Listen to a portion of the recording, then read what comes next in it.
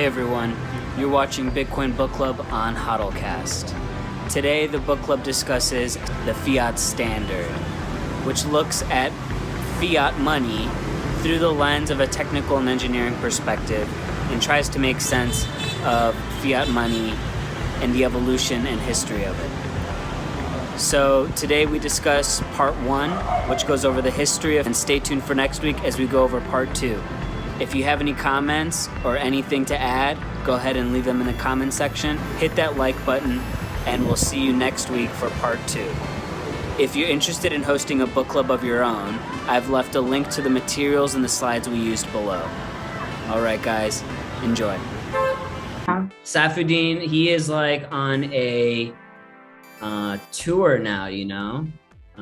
Wow. I saw the Preston Pish interview. I saw him with another interview. It was called like another nap for now. Invest something. What's up, Stephanie? Oh, sorry. I was just gonna say. I think he did another one with Natalie Brunel too. Okay. With when this book was coming out. Okay. I didn't watch it, but I think that he did that. I watched the Preston Pish one also, and then I bought it for my family. Should have bought it for myself too, but I got you Saifedean's course. Yep. That you're not gonna take, that I'm gonna resent you for not taking. I think my family was expecting a lot of like crypto. Like I think that they were like expecting it and like being like, oh, they're, you know what I mean? Like she's gonna pull this shit, but like secretly wanting it. And then I like didn't really give it to them. You know what I'm saying? But you know, wait, when you say family, do you mean like cousins or like?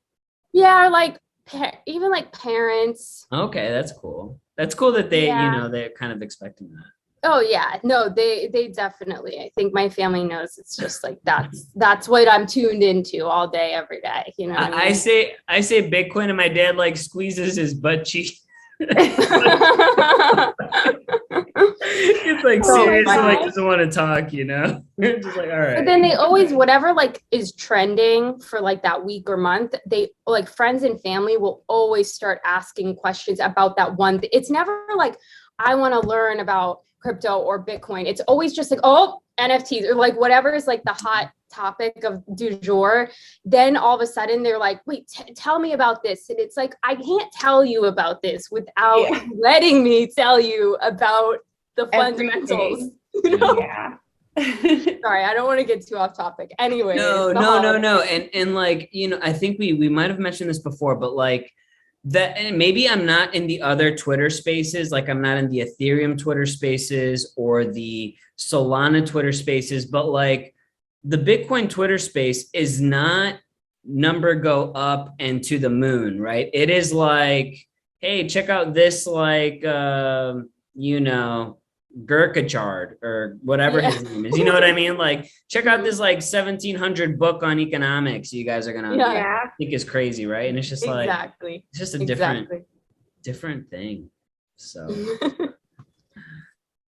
cool. All right, what are you guys' thoughts prior to reading this? How does it take after the Bitcoin Standard? Go ahead, Dip. Sorry. Oh no, I was just going to say, I'm just wondering how mad I'll be at the fiat system after reading this. How many things I've gotten sucked into.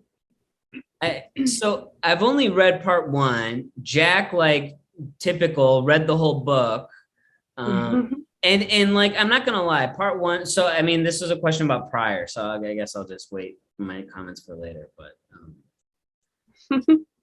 how I mean, we've seen a couple interviews with Saifedean and other people. How does he kind of frame the fiat standard to the Bitcoin standard?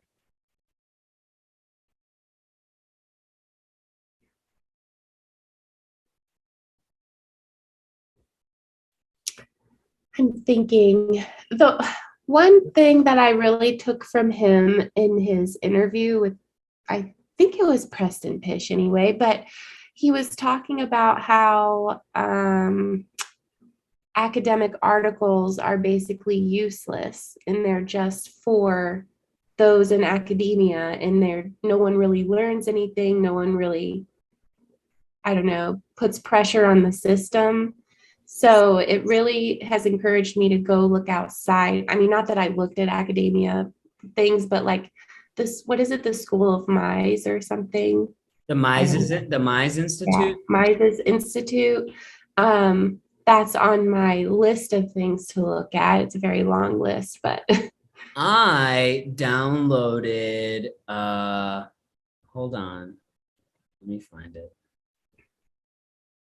I downloaded The Theory of Money and Credit, and then I downloaded the study guide to the theory of money and credit. So I got all my bases covered. I think it was like referenced in like chapter 3, but it's published by the Mize Institute. Yeah. Okay, cool. So I'm kind of, I don't want to put all this umbrella of like all these institutes, but the Mize Institute really reminds me of the Ayn Rand Objectivism Institute. Yeah.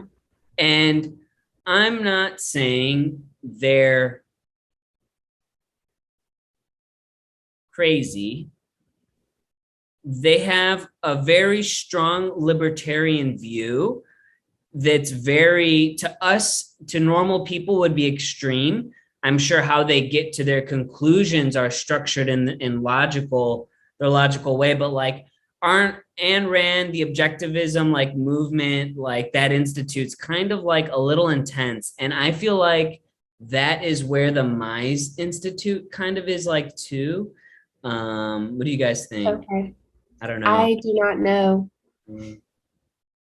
So I have that preconceived notion. So yeah, so the Bitcoin standard, so the Fiat Standard, Saifedean mentioned, he looked at Bitcoin kind of like at the technical level and like was trying to explain it, how it worked in like that level. And he wanted to look at how he looked at Bitcoin. He wants to look at fiat through how he looks at Bitcoin, through like a technical level, and a basic level. So that's kind of where he's like framing this book at. And have you guys recommended this book to anyone yet? Just my family. But I'm wondering if this one will be better than the Bitcoin Standard to reference to my bosses first. Mm-hmm. I don't know. To be determined. Yeah. Stephanie, you gobbling that up? Whatever it is.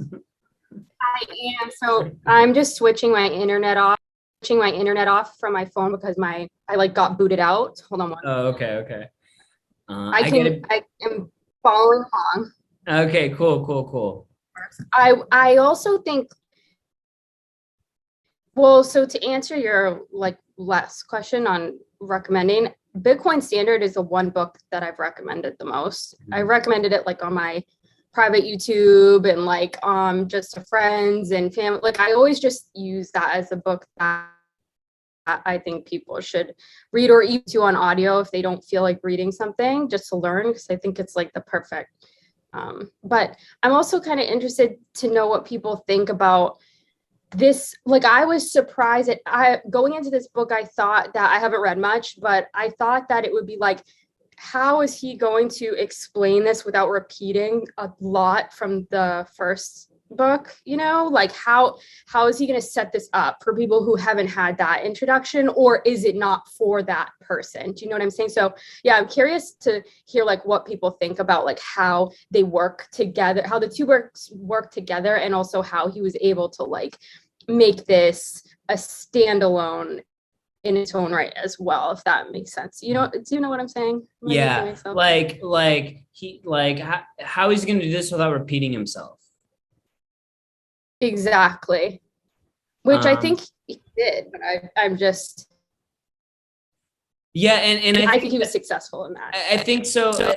Yeah, and that's exactly tying into like he says he was just scaffolding. So he's focusing on fiat, right? So yeah, I think Jack would have a really good comment on this, but yeah, and he doesn't really repeat himself. He'll he'll go back to Bitcoin a little bit, but I think, yeah. Exactly. It was interesting to see like that it's like there's just so much within our current structures that we need to examine even without, it's like almost like someone could read this one first. I'm not far enough into it to make a distinction, but I think it's kind of cool how it's like, yeah, technically you could go at it from either angle, first. Yeah. And actually, I'm going to circle back to that comment in just a bit. The subtitle for this, the debt slavery alternative to human civilization, and then like looking at the little icons, you could like kind of like breeze and like not focus on it, but it is just 3 images, and it's just like those are pretty intense images, they're powerful. It's just tell me how you really feel. Yeah. Exactly. Yeah. Debt slavery alternative, right? Like just, yeah, being in debt, that's it.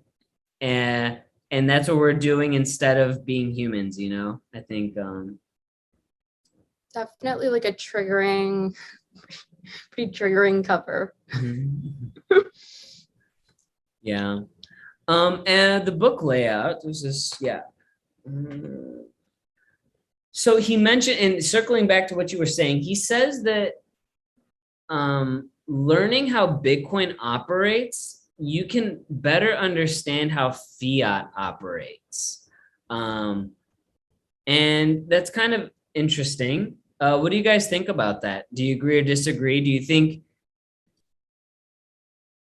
you think knowing Bitcoin before diving deep into learning about what fiat is would help someone understand fiat systems more?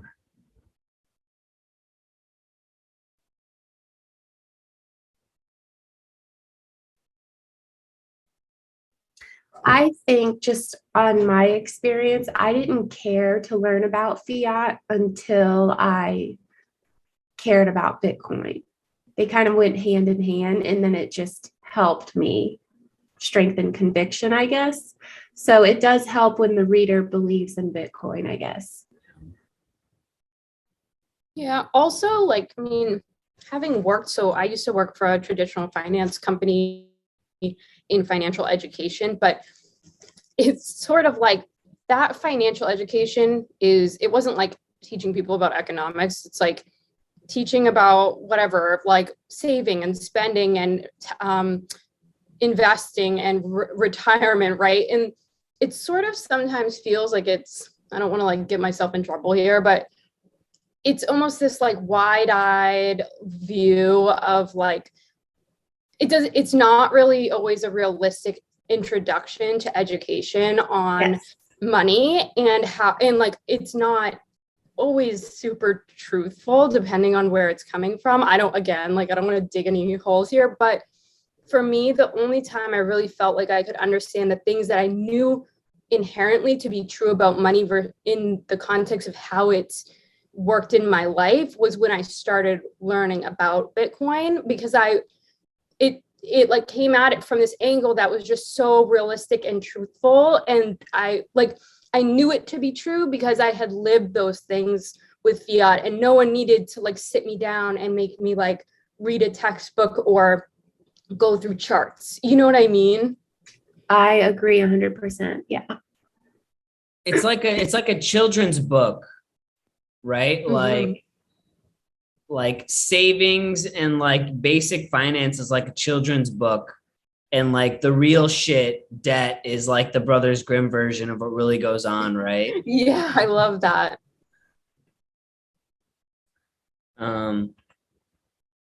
Yeah, and maybe I have it later on, but it's like, yeah, it's like the current financial system was not created.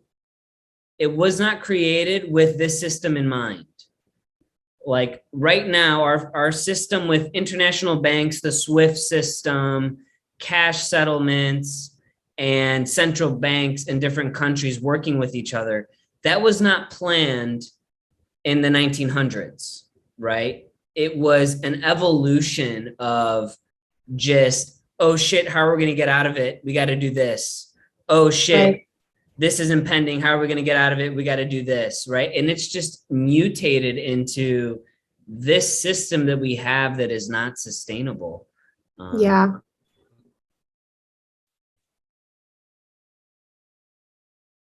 Okay, so the first three chapters are about history. They were a little dry. Um, that's why I have a hard time recommending this book to like people that I know don't read too much. It's like either read the later chapters. I'm going all over the place here, guys, but it's like read the later chapters or read one section, or like I have to give them the book Bitcoin Hard Money You Can't Fuck With, right? Because that's more tangible than this, but I'm going all over the place. Okay. That makes sense though. I actually said a similar but like opposite thing to someone about Bitcoin Standard, was that they already had a foundation in, like, for example, someone who took Palm's class or whatever, they were like, I don't have the time to read right now, but I do really want to get around to that. And I actually said for Bitcoin Standard, I was like, honestly, like you could maybe read the first chapter or whatever, but then skip to the later. Like I gave them chapters that were later in the book because I was like, you already kind of know from your classes, like some of this stuff, but go to the last, 5 or 6 chapters and read those because you have to know this, You already know we're fucked. Yeah. Yeah.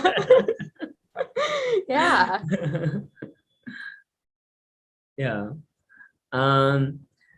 So I thought this was interesting, right? Like, so we always think gold standard. I think the US, I think, Bretton Woods, but really this goes to England before World War I and at World War I. And this was interesting. And this was just a silly question that I thought of, right? Is like England announced to return to gold notes after World War I, but they didn't, right? And when it was an emergency measure, and they're like, oh no, we got to get off the gold standard, but afterwards we promise we're going to go right back on, right? What are some other emergency measures that governments have done that they kind of said it's an emergency, we got to do this, and now they kind of aren't taking it away, or they aren't going back to what it was before they said they would put it back at? Fabian, are you opening up a can of worms, or are you opening up I a know. can of worms? I thought that well, I'm kidding. I'm kidding. Open It's the a great tab question. of the can. Yeah. What do you? Well, It's like a starting can of back tadpoles. in the Civil War, and things haven't changed since, state income tax. Okay. Can you talk about that? I have no idea. Not really. Okay. I just know that they temporarily assessed an income They tax. temporarily tax people. Exactly. And clearly that has not left us. Oh, uh-huh.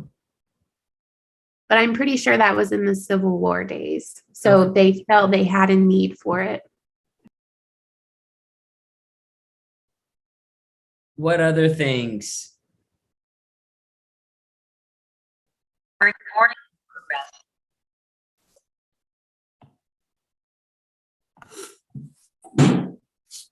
I'm thinking of like the Patriot Act, but I don't know if they said they were gonna Oh, you're right. take it away.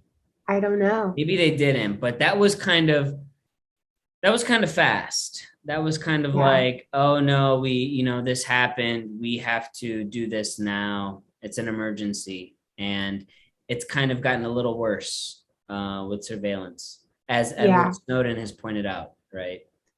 Yeah. Very true. Anything else? See, not too many cans, Stephanie. No cans. Yeah, no. Everyone's being very polite. I Googled it just for fun, but the only things that are coming up are like it's just pulling from hot news. Like right now, it's really not addressing the question so much as sensationalistic stuff. So a lot of BuzzFeed. Yeah, a lot of like, just a lot of mainstream, Jack, what about your perspective? What are some maybe emergency things in Europe that they kind of recent or in the past that it's like you said you said this was temporary. Yeah, well, sure. Can you hear me okay, actually? Just kind of in like an attic kind of room here. Sure, look, COVID lockdowns now, it's the obvious one, isn't it? In Ireland, we've been doing in a 2-year lockdown, basically. So whatever you think about COVID and what's happening and stuff, there's no, so they, like most of the measures, same as everywhere, were brought in for 2 weeks or a month or whatever.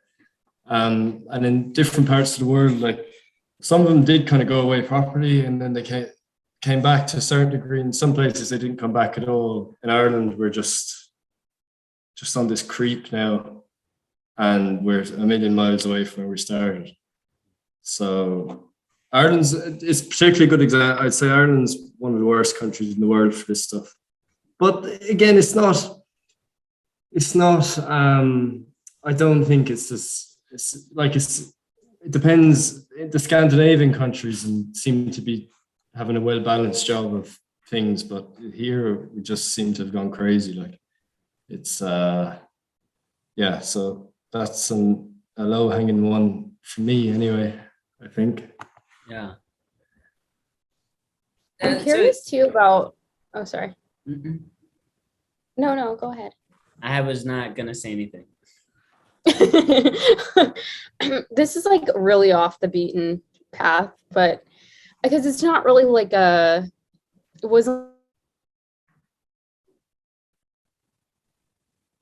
like one measure. That question kind of did make me think about like the war on drugs generally in the United States, and how kind of like measures that were taken as like a sentiment of the time, like I think that was Nixon, right? Whatever. I don't know my US history, but it sort of like spawns, like it takes on a life of its own in terms of how all of like society and like commerce and pharma and like all of these systems end up becoming entwined, and like it's sort of, that's how the structure now works based on that premise or that sentiment, that feeling that everyone got really like heated up about, and then it never really is able to like unwind or unravel out of that. You know what I mean? Yeah. So I think it was Reagan, war on drugs. It was a Bush, Reagan. Yeah. right? A Bush and his either wife, Reagan or Nixon.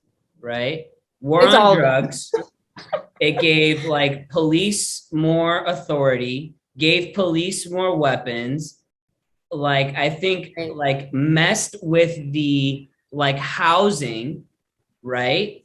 Yeah. Which led to drugs, and then welfare, and then like prescription drugs, and then the whole Bayer family or whoever got convicted but is not doing any time for the big opioid crisis. Yes. Right? Yeah. There's a couple of families, but yes, they're like, and then there was like that huge case that finally like this year, it was like, okay, people are going to get their settlements, and it didn't even happen that way because they still were able to kind of finagle their way out of, or like with only paying like, it was like nominal compared to what was, the actual amounts that. And I don't want to like make any accusation, but I think it was like, and they weren't even paying out of pocket. It was like from the company, right? Mm-hmm. Like, yeah, and it's right, but it's the families so entangled in,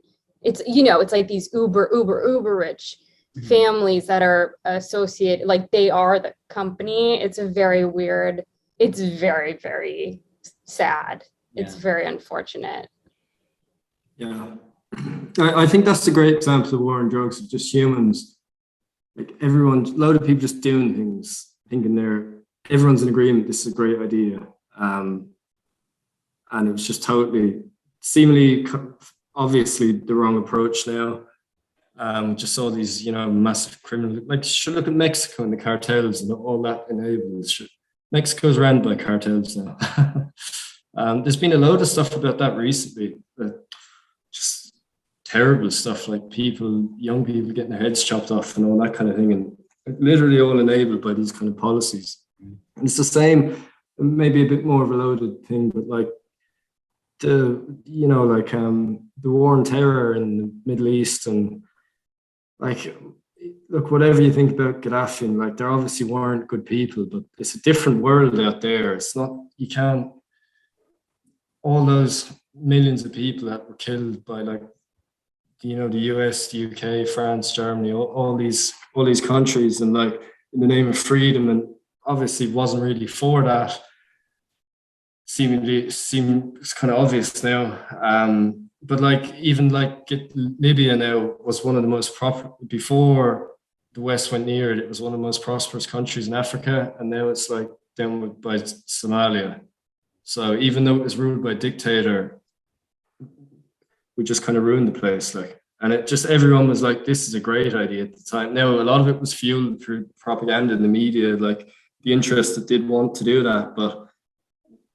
I think it's a similar thing with like going on with the lockdowns and stuff like that now. It's just, it's nuanced, but what are going to be the future ripples from this, right? That like are going to morph from impulsive decision making, right? Yeah. Like I think just talking on that, it's kind of it just seems like to me, you know, that like this whole thing, like if you remember the videos coming out of China when of just people dropping dead in the street from coronavirus when in like March 2020, and how this was just magically pushed all over Twitter, all over mainstream media, when that was so blatantly propaganda, because we know now it's so clear coronavirus doesn't do that. It's not like this instant death thing. It seems like China have kind of, I don't know, like, are they the most prosperous country, and they're kind of the world leaders now? Like, they're at the top of the UN and the World Economic Forum and all these big agencies. And has this just been like a massive geopolitical game to take the US off the number one seat kind of thing? Because it seems like, I just finished reading Ray Dalio's new book on the changing world, and it's literally all about this and China. And it's, whether that was the case or not, it seems to be the case, whether it was intentional or not. So, like, skeptics would say, or if you're conspiratorial minded, you'd say it was planned. But if not, then it's just, I don't know, China handled the whole thing better. And China's playing the long game, right? They plan in centuries and in 30-year goals, right? They're playing the long game, and the US is living paycheck to paycheck, day by day, you know. China doesn't need to do much. It just needs to kind of let us screw ourselves over. So yeah, and I think combined with that as well, like basically every Western democracy, like the political system is totally dysfunctional now. At least over here, like our parties don't stand for, Ireland's particularly bad. Well, a good example of this, like we don't have any political party that's against, that protects freedom or any, like, you maybe could argue it's the Republicans do it in the US, maybe not.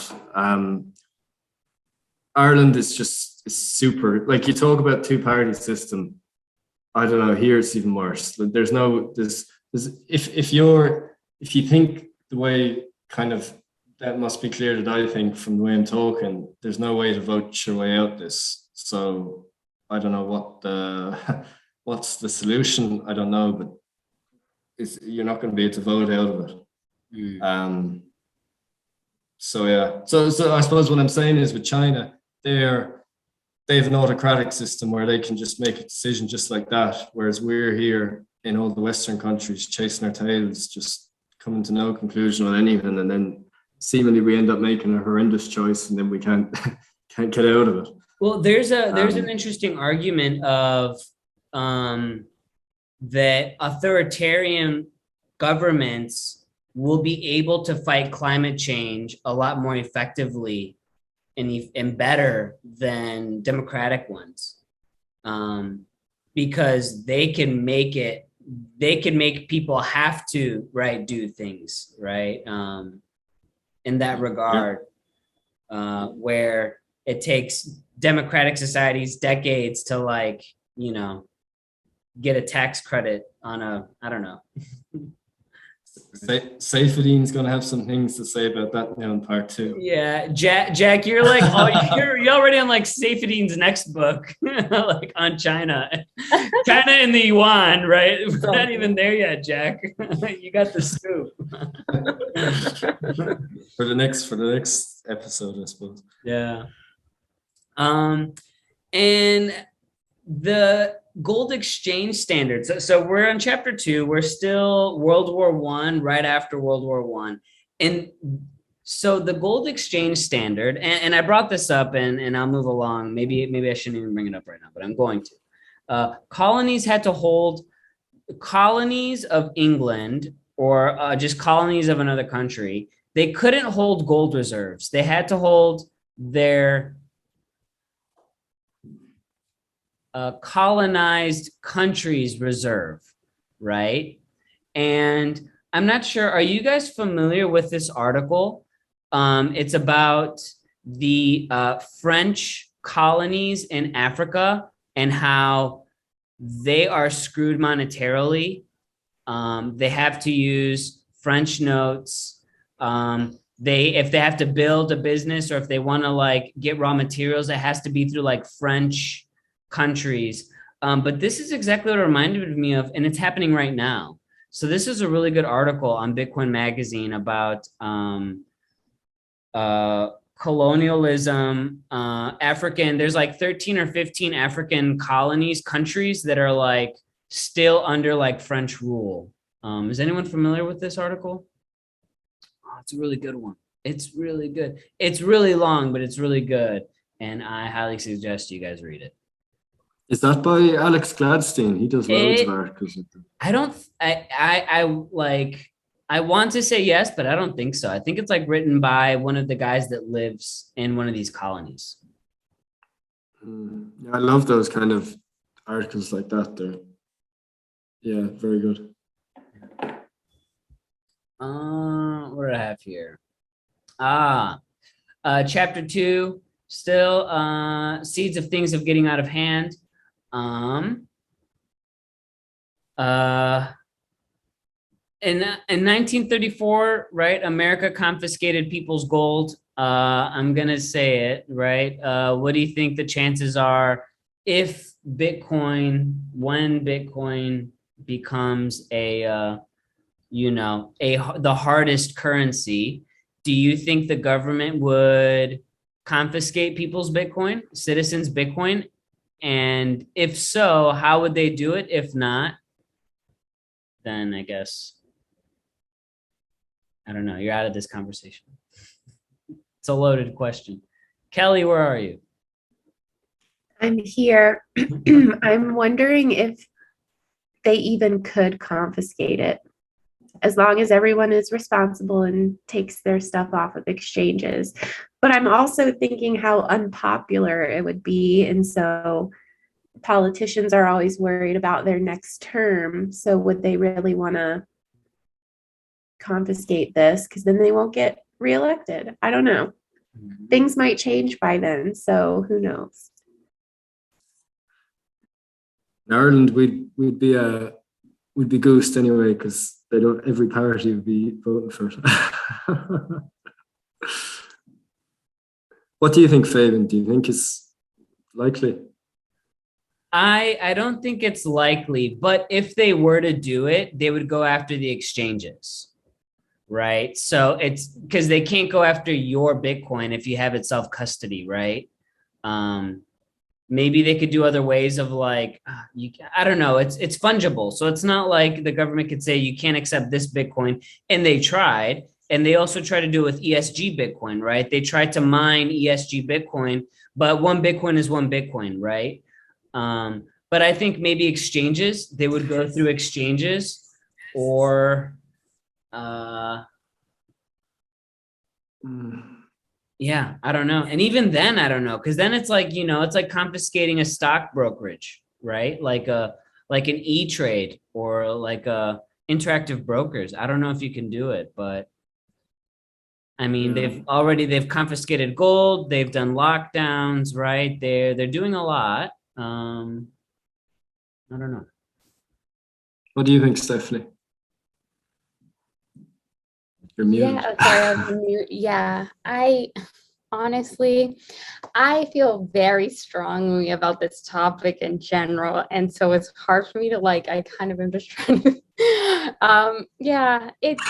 I really think, I guess, to sum it up, I feel it's really important that Saifedean is sort of shedding light on how money, this is like oversimplification, how money plays a role or plays like the premier role in some of this power struggle and power dynamic, where we're seeing all these examples, right, of centralized decision making living on for a very long time and sowing seeds over time in people's lives, and like right, and money is really central to that. So I know that's like a very broad statement, but generally that I just feel it's really important to be learning about that topic, and I'm glad that this book is like a good one for that.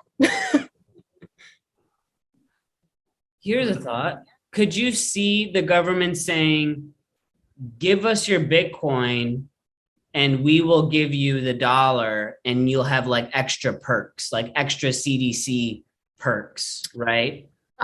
I see it as, again, this is not financial advice. Like, I don't know. I'm just a person. This is just speculation. I really see US like stable coins, USDC. I see like digital currency as per the government, like being the real operative, like that's the leverage point that I think governments are going to be able to have within this. Like, I don't know how it's going to happen, or I don't know that. That's a really interesting like point, Fabian, and I've never heard anyone present it that way. It would be really interesting if that's what happened. It's so sneaky, but like I wouldn't put it past anyone at this point. But I think it's more realistically for me, I just see it not even being, it just being convenient under the guise of convenience, where it's like, we issue this coin and it's government backed, so you can have more trust in it. And I think that that word trust, right, comes up a lot in cryptocurrency and with money and with the US dollar. And I think that it's that the dangers, potential dangers of people maybe feeling compelled to trust in something that seems convenient or safe, but maybe not having all the research behind it or understanding exactly who's owning or controlling it. I hope that if you have to edit any of that, that's fine. Because, you know. So what would be the drawbacks of a government issuing their government the CDC, right? Whatever. Yeah, and I'll throw this back to you, Jack, but I want to hear Stephanie's take on what do you think would be negative effects of government issued money, the digital dollar, right? Yeah, one of the things I've heard, and I don't know the nuances of this, but so I've been to a couple conferences that like touched on this topic, and so I'm trying to do my research more. But one thing that I do hear come up a few times is censorship, and I would like to explore more the relationship with like the role of what's the word for it?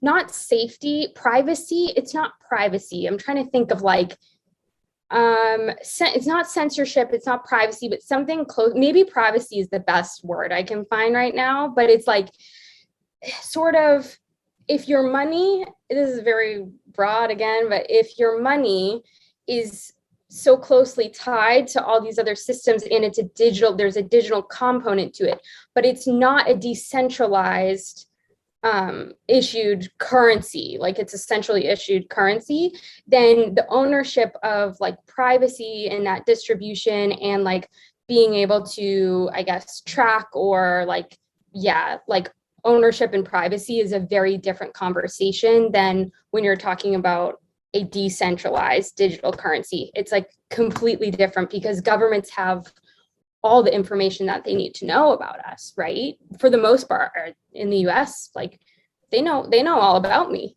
right? So that's where I have the most pause. But Jack, I want to know what you think.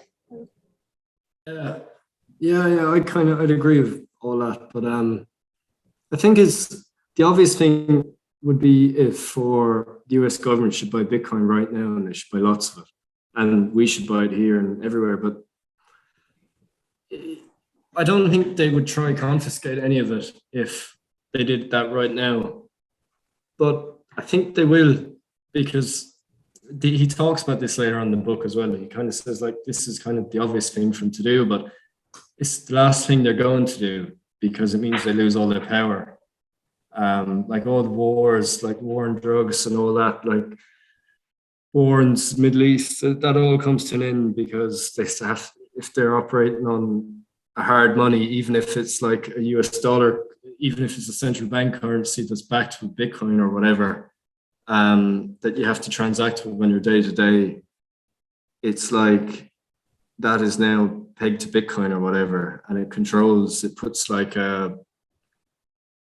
it's coding in rules from basically, whereas they can't just like whenever they make a mistake go, shut up, we'll just create more of it and rob from everyone. I think they're definitely going to try it. So what I'm saying is if they didn't buy Bitcoin, or if they did buy Bitcoin, then I don't think the confiscations and stuff will come, but I think they'll actually be the last people to buy Bitcoin. So then in a kind of mad power grab, because like all these people are going to lose all their power, control, status.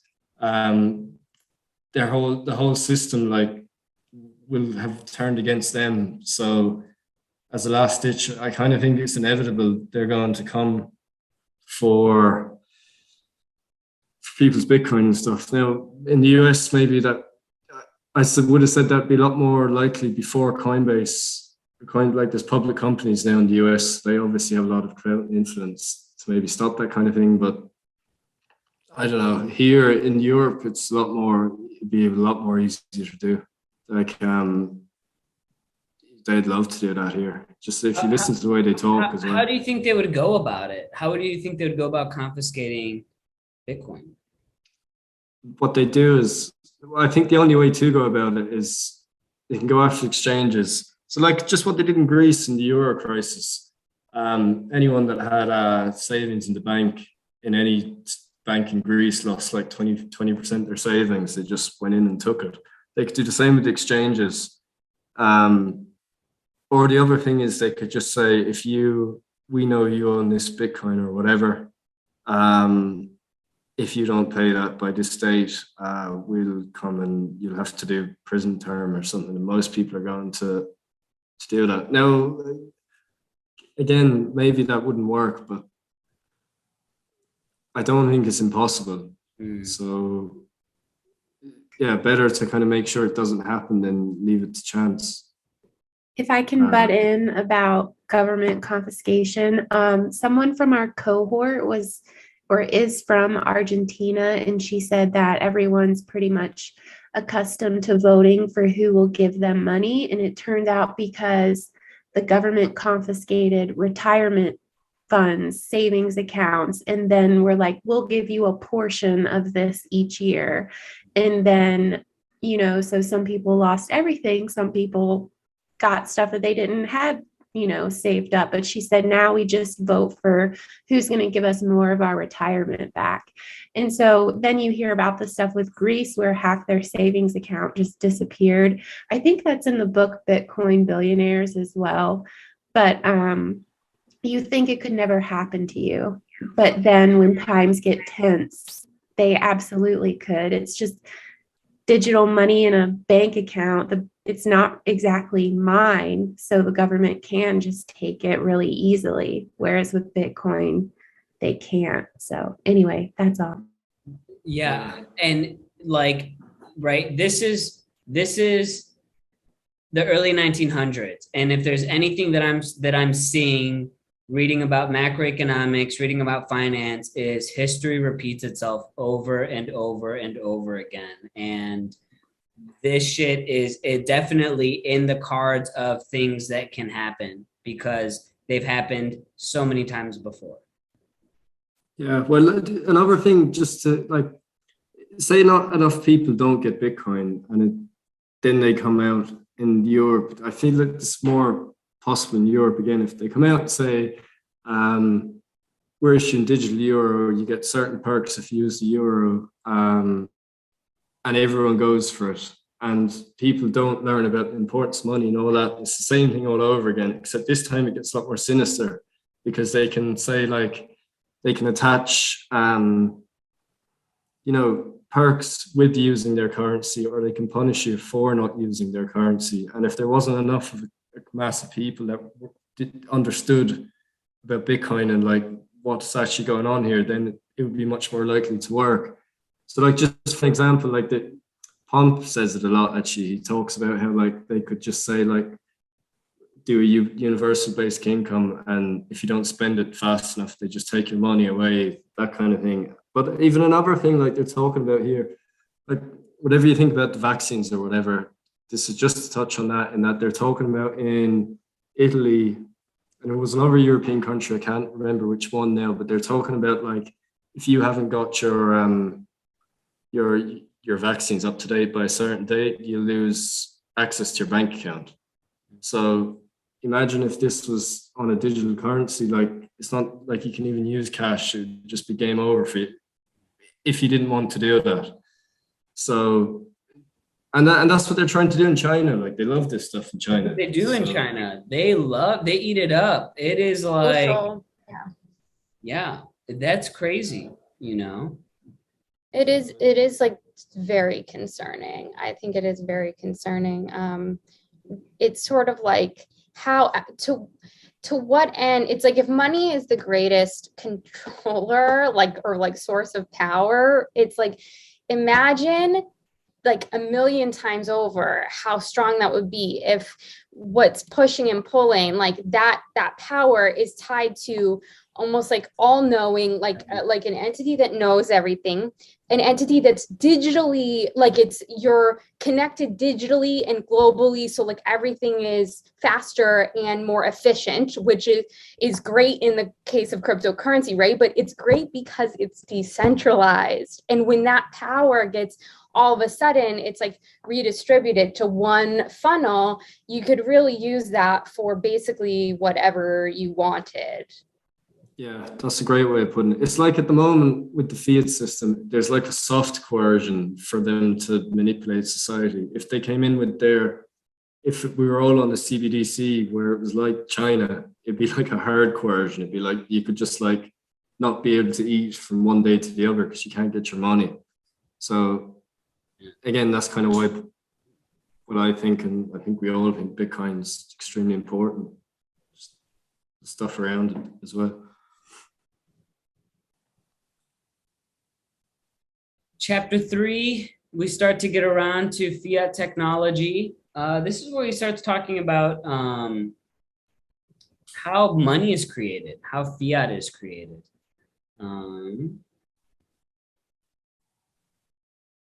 Anyone can give us a rundown on money creation from debt, how that works? Jack, you just read Ray Dalio, so you got like at least a master's. I can't. It's too difficult to explain. Yeah. I think he kind of says that himself in the book. It's too difficult to explain in a short way. But like, yeah, it's all for like lending and like, you know, when they print the money, it goes to the bank reserves. The central bank gives the reserves to private banks and they create more money as a result of it. Yeah. And then when a bank goes bust because it's bad practice, they're just bailed out, and then all that money was just created. It's left there, like it's never brought back in. So there's always more of it. That's my understanding anyway. Mm-hmm. Yeah, just the creation of this fiat token, and I'm not sure if I have it right, but it's like so debt is the fiat token. You buy a house you create a debt token, and everyone's buying shit with debt tokens, and eventually all the assets will hold their value, but everyone is created and has debt tokens that are worth nothing, right? So it's like, yeah, I don't know if that's clear, but Saifedean explains it really well in the book. If your eyes aren't half asleep, you know, I know if that your was eyes aren't heavy. Is this the chapter where you posted a screenshot about businesses using credit cards and issuing that way? That was chapter 5. So let's make our way on that. Yeah, let's make our way. So, lending is mining. Maybe we jumped the gun there. Yeah, so he's just comparing here how Bitcoin is mined and created. It only takes like 3 sentences because it's fairly simple. And then he's explaining like how fiat is mined and the lending process. Yeah, that's correct, isn't it? That's what he's doing. Yeah. So this is interesting. Why are deflationary collapses good? Or how can they argue to be a good thing when you have deflationary in a healthy system or in a capitalistic system? When you have deflationary collapses, what good comes from that? I think we should sort of what is research supposed to happen? Maybe I'm not loading this question right. It's kind of the bubbles all burst and things crash down in price again. So yeah, so what I was getting at was bad, shitty companies. Like shitty companies, zombie companies that like airlines, right? Or like automotive industry, right? Like when there's a collapse and they're in debt, and the reason why they're in debt is because they're giving dividends and just taking on more loans to keep their stock price up, to keep paying dividends, right? When you have deflationary events, shit like that goes out of business, right? The first people to lose their equity or their hold in the value are the stockholders. So deflationary events are like a washing of bad companies that shouldn't be in the market. As bad as that sounds, there's a short-term pain, but overall it's healthy. And I just immediately thought of airlines and automakers for like giving out these bailouts, right? I mean, they should have gone under, but I knew the government was going to bail them out. So I bought Southwest Airlines stock and I came up on top, you know, like, like that's the game, right? Yeah, it's like Jeff Booth calls it a capitalistic cleanse. You just need that to get the junk out of the system, and then we can all, I don't know, go work together again. Yeah. There's my man. Just kidding. There's my guy. Yeah, Jack knows. Don't hate the player, hate the game. CPI. I thought this was very interesting because Kelly, so we watched the interview with Preston Pish, and they had a really good section on CPI. And I didn't maybe I did hear Michael Saylor talk about CPI, but like it just went over my head because I was waiting for New York was built on granite to like take a shot of vodka, you know, unlike the Michael Saylor drinking game, but like, like the CPI as a vector. Does anyone want to like talk about this, or why is the CPI? Why is the CPI a shitty measurement, and how should we look at it? I think it's awful because it doesn't include housing, food, electricity, or education. And those are all things we all have to survive off of. So why would we not have that in there? I just do not understand it. But then there's another measurement, the cost of living something. Never mind, I forget. But it's not this. I do not like CPI.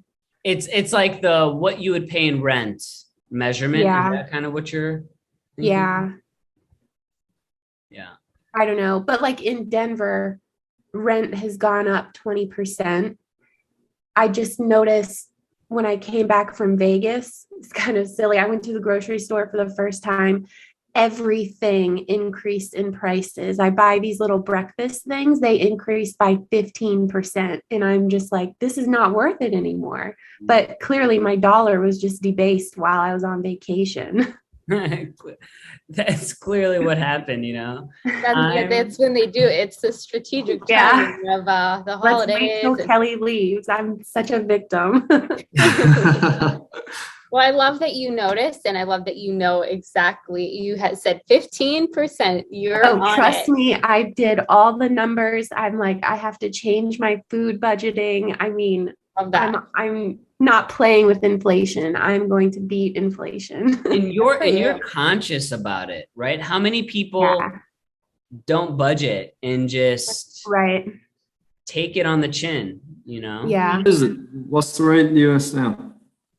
Or 7? supposedly. I don't think know. it's 6.9 is the last I heard. I didn't hear any numbers for December. I thought they were coming out with them every month.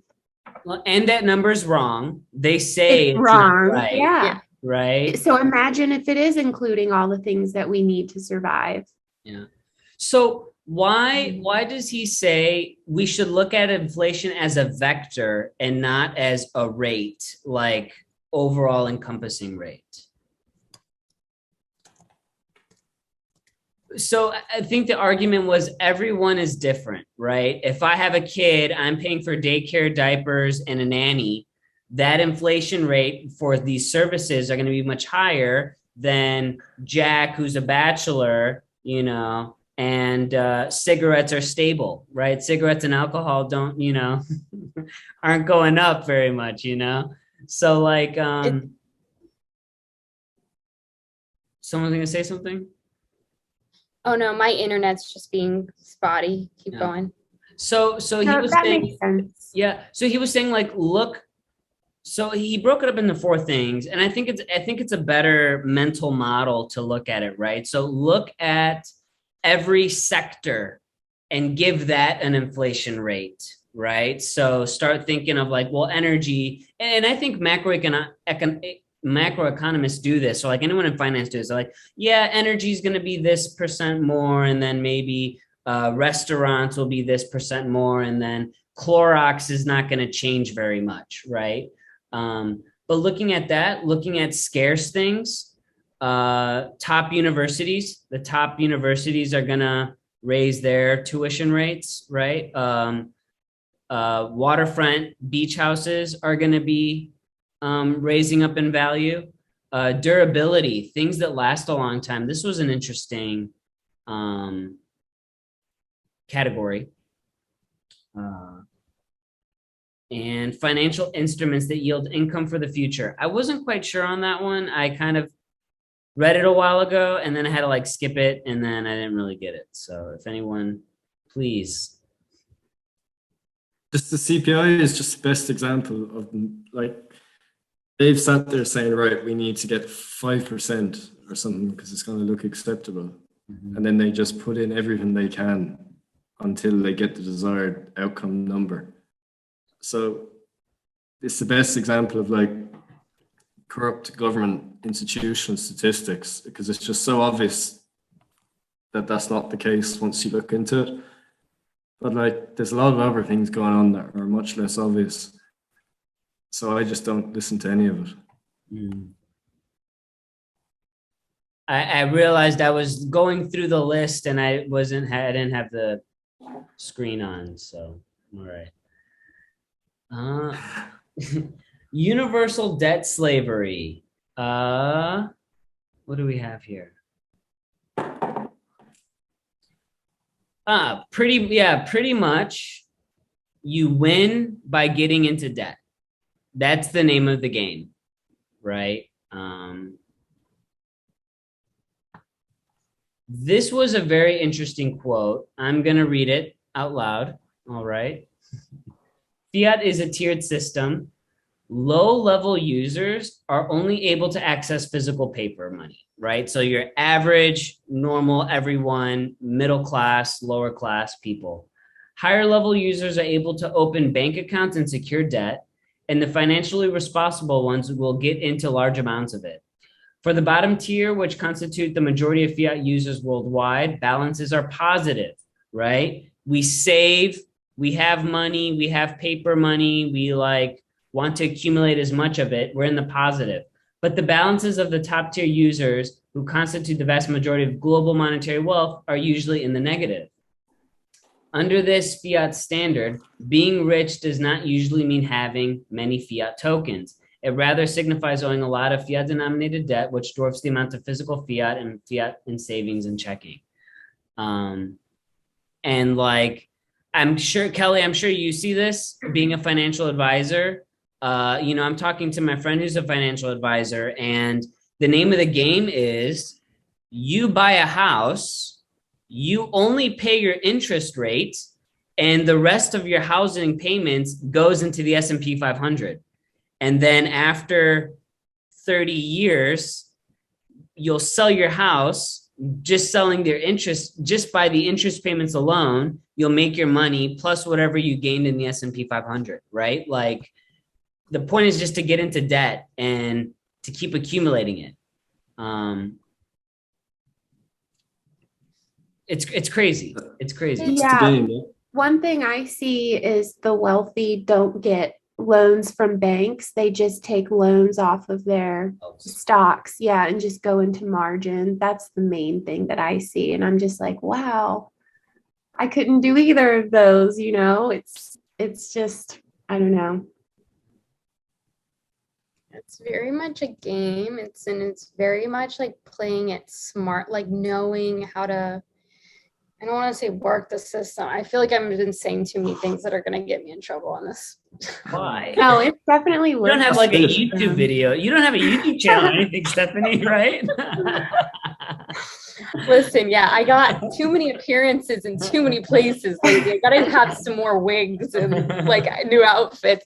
But yeah, no, I mean, I think it's fair to say that, right? It's like, even the older I get, the more I realize it's like, oh my God, like everything that I thought about money and like doing the right thing and like my moral compass when it came to finances, it's like, oh, that's not at all how it like works. And sometimes you're better off to like play the kind of doing the right thing puts you behind. That's all I've learned. Yeah, it's really sad. And it's really sad for like just very hardworking people who are great at their craft. And it's like this system is really kind of bogus. Crazy.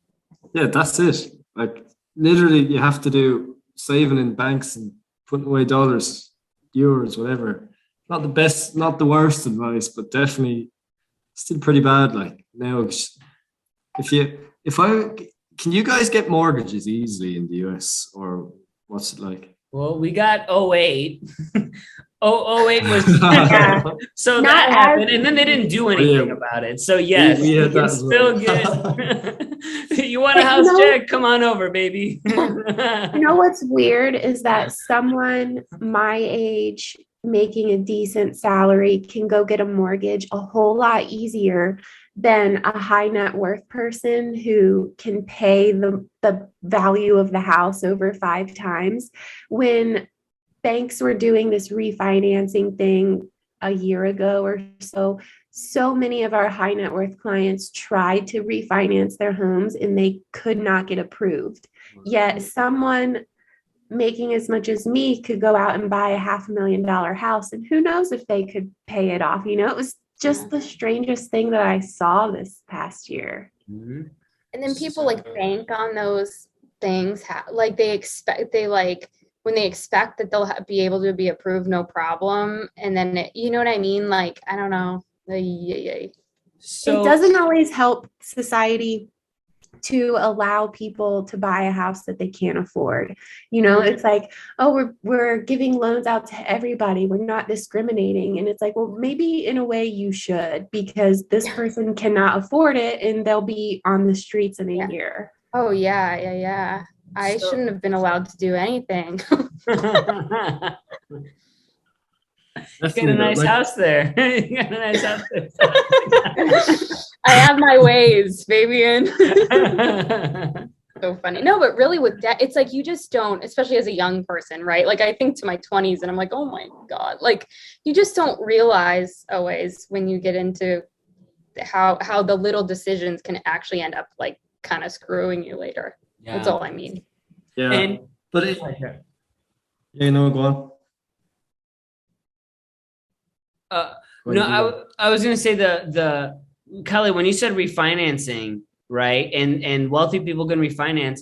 Car dealerships, they won't accept cash. They like need you to finance a car. You know, their business model is on financing. And that's in a later chapter. Jack, what were you going to say? I was just going to say, so you have to have your head screwed on with like your expenses and not take on too much that you can't pay back. But if you can, the game of the wealthy now, like what Michael Saylor, if you listen to him talking for a few minutes, he always goes on about like the 30-year fixed mortgages and stuff like that. Like if you can get a 30 or 40-year fixed mortgage, maybe invest in property, or maybe, well, it would be for property. He'd say just put it all in Bitcoin. But I don't know, maybe a little risky. You could spread it out. That's literally like you're getting a discount over time. So like the inflation, like their horrendous decisions with regards to monetary policy and all that is actually discount the cost of your loans. So you're getting it for cheaper as the years go by. Yeah. So if you can play it, like that's what he's talking about there, what Fabian read when he said the people closer in the Fiat Standard, closer to the, closer to the money creation or whatever it is, the central bank. Better. Yeah. And then the people at the other end. So the other extreme example is the people furthest away, like in the slums in El Salvador or whatever. Like they have no chance at all to get on the ladder because they're a dollarized country and they don't get any of the benefits, or they get all the drawbacks. And they just save like a few dollars or whatever, and then it's worth less again, you know. So yeah, it's just the rules have kind of totally changed, and I don't think, well, most people still haven't realized that. And so what do you tell grandma about saving money? Like, so my grandma has Bitcoin. That is, love to hear it. That's cool. But yeah, I do know that they just saved their way to retirement. You can't do that anymore. Mm-hmm. That's really the thing. It's like even like my parents, they both basically retired and then took jobs, like very basic, like hobby jobs. Yeah, like, you know, I'm trying to think of like the word I'm looking for, whatever, but they took jobs that weren't in their like wheelhouse of work when they were employed their whole, you know what I mean? Like it's just kind of, they were like, well, you know what? And I think a lot of it is also like with health insurance and stuff like that. It's just, a lot of people have gotten to the point where they relied their whole life. They just expected that Social Security would take care of everything, like they'd be fine and it would not be an issue. And now we're starting to see it's like, if you can't rely on that, you have to maybe have a whole different game plan depending on who you are. Right. So.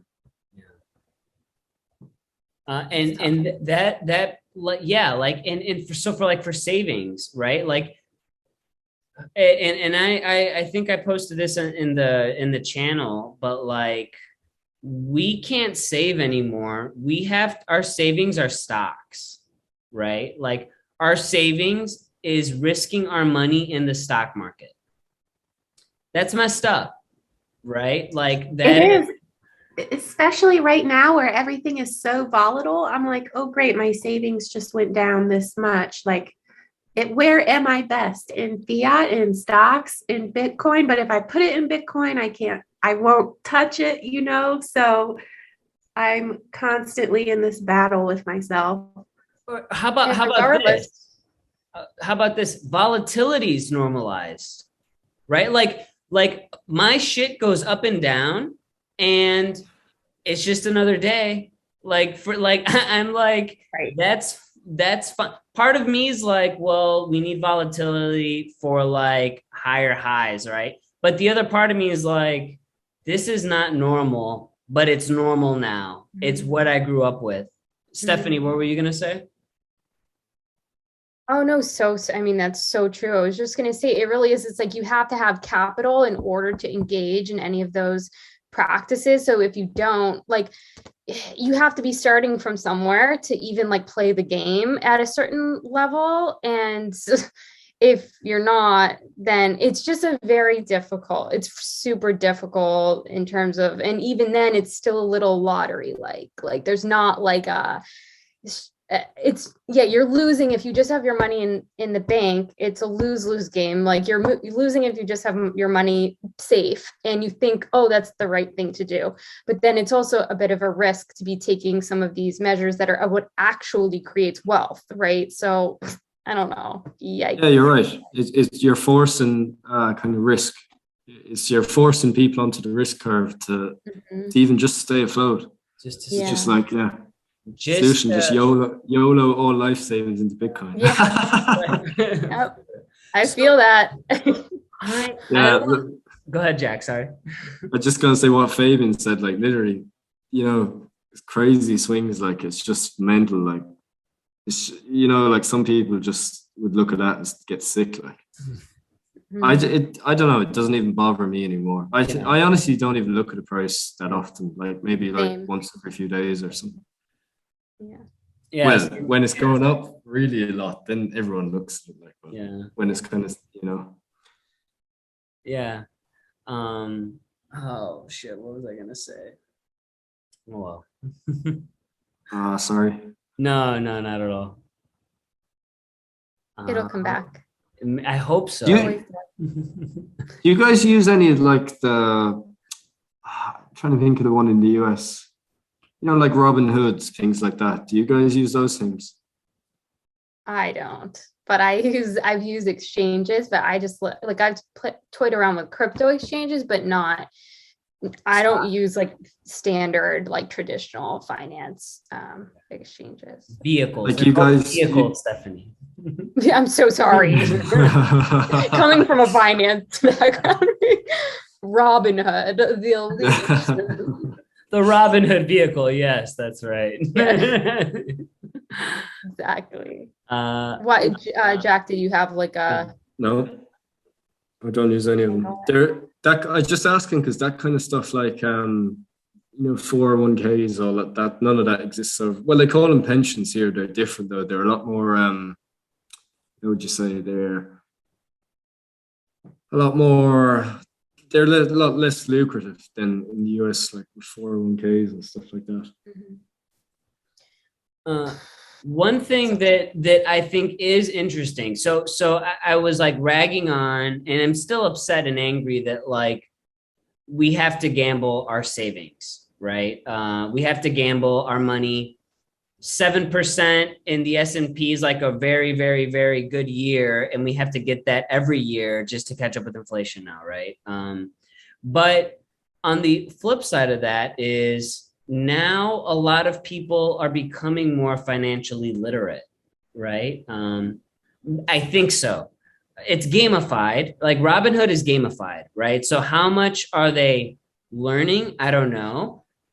At least a certain percentage of them go on to like really dig deep into it. But that's maybe kind of one good thing about this environment that we're in, this like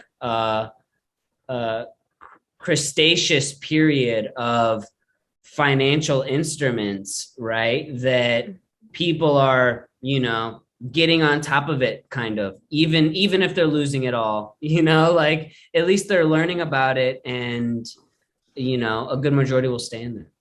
So. That's very true. I count agree. myself as one of those people. I think I've learned more in the past.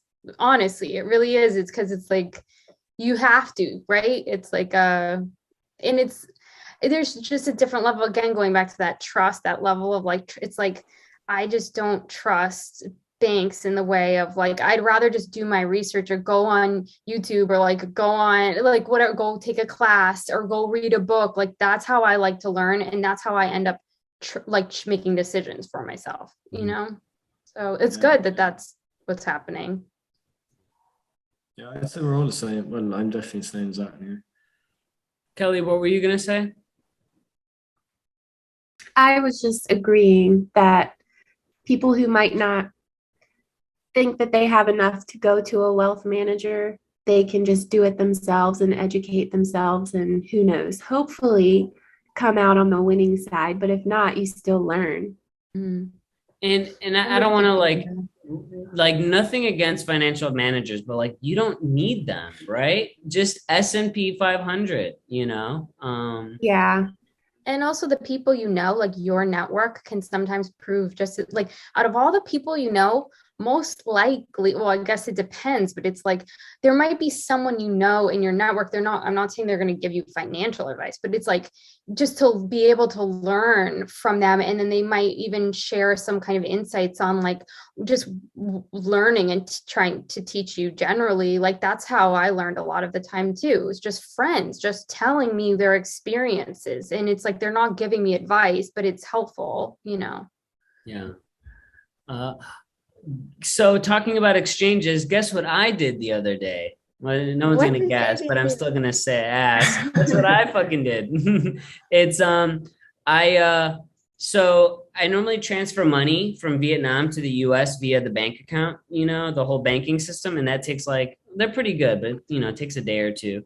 I did Vietnamese dong to Bitcoin, and then Bitcoin to the dollars that I needed to pay my bills, right? But like I did the Bitcoin Rails kind of system. Nice. And I think I paid like $5 in fees instead of like 25. Like that's cool, huh? I don't know. Yeah, congrats. Yeah, can you use great. Like Strike for that or what? So I can't use Strike here. I have to use Coinbase. So that's the one caveat. Coinbase is fine, but I mean, just learning about the dirty history. Like I'm trying to stay away from Coinbase. Paying a lot less than $5, but it's Coinbase, so it's gonna be. You're getting a deal there. Yeah. Fabian, does that have so for the newbies out there, does that have a like name, that process of what, or are you just transferring I think like maybe Rails is probably the best way. Yeah, I think that's from what I'm hearing. That's from Strike, the owner of Strike. What's his name? Yeah. Mahlers. Yeah, the Bitcoin rail system, and that's what I call it. But yeah, it's a rail system that I used, and like it worked very well, and I was like, this is super cool. To use it, it's not through like Strike or a very cool app. It had to do it like kind of like really, it was kind of grimy, right? I had to do an exchange and transfer over and do that, but like it was still cool. And I had to do it fast, right? Because if Bitcoin was going from 43 to 39, Yeah, exactly. Did it work quickly? Like it was a quick transfer? Yeah, it was quick. The exchange, and then from the exchange to my Coinbase account, and then I just sold it right when it got into my Coinbase, and then I withdrew and put it into my bank account. So it was pretty cool. And like no fees on that end, just like whatever Bitcoin was. And I tried to use Tether. No, I tried to use a stable coin, and then I realized that I couldn't transfer the Ethereum gas fees, right? That's not a joke. Like, like $15, and I was like, I had $15 for stable, so then I had to retransfer back to Bitcoin, and then that's cheap. Yeah. Yeah, that Gas is. fees are crazy. Is that ever going to be fixed? Like, I don't. Yeah, like I don't. It's been like that for so long now that I don't even bother thinking about like stable coins anymore. Like those ones.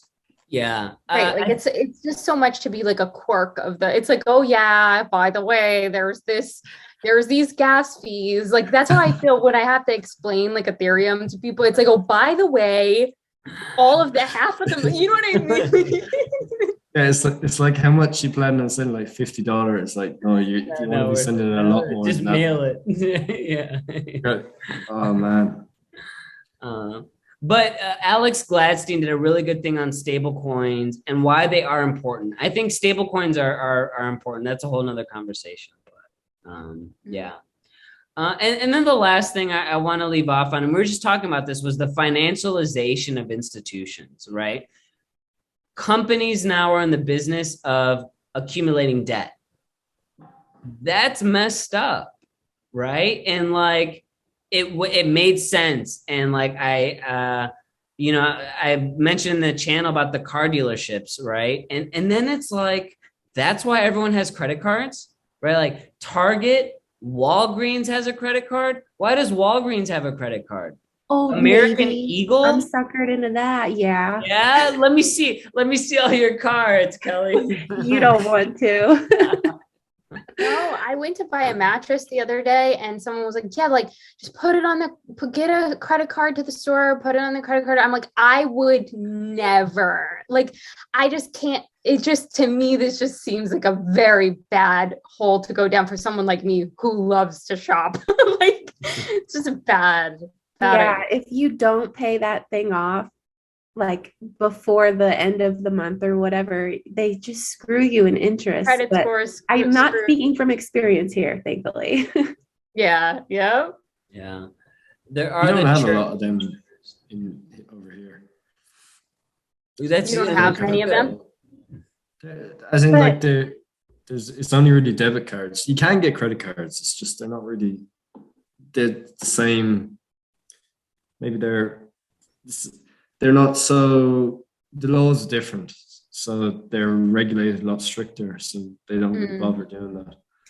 Well, now I'm seeing a lot of these like afterpay things, shop pay. Oh, I don't know. Oh yeah, Yeah. we have loads of them now. Actually, That's come up in the last year or so, and I don't really know where it originates. Like from. Klarna or like Yes. there's a Yeah. bunch of them, but it split it up into 4 payments. I'm like, the one time I who's tried doing to that? apply for it, it just I get that it's smarter for a lot of cases Yeah. for some people, but it also like, yeah, just do your own research, right? Is really kind of at the end of the day, like, especially with those store cards. Like, I remember when I was like, I think it was like 16 or like 15, I went to the Gap and I basically filled out a form because they just like gave it to me to fill out the form. And I was like, okay, I didn't even know it was a credit card. I was just like, oh, this is like a card like for the store. Like, it's just like a, royalties card or something. Like, I had no idea. They will really...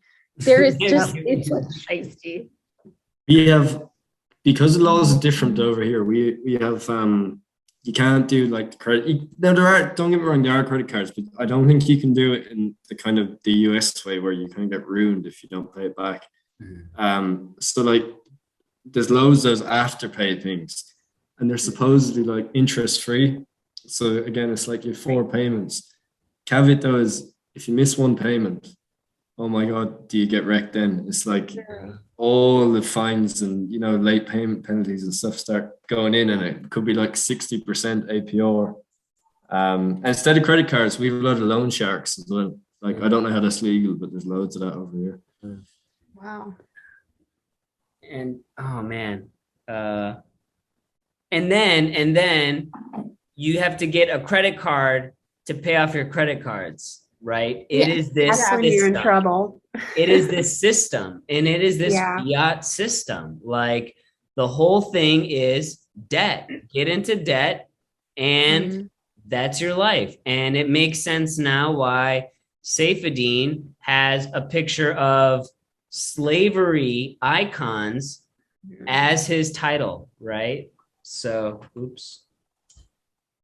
So that is it for part 1.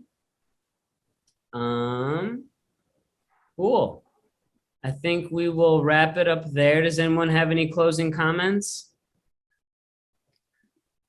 No, I don't think so. I'll just say I watched totally off topic. Watched a brilliant film there the other day, the Last Duel. Did you see that? No, Matt The Damon. Last Jewel? Yeah, I just say it's actually the best film I've seen in like 10 years. Where But can that's you all. watch it? I'm gonna judge the fuck out of you. I don't like that movie, Jack. Careful.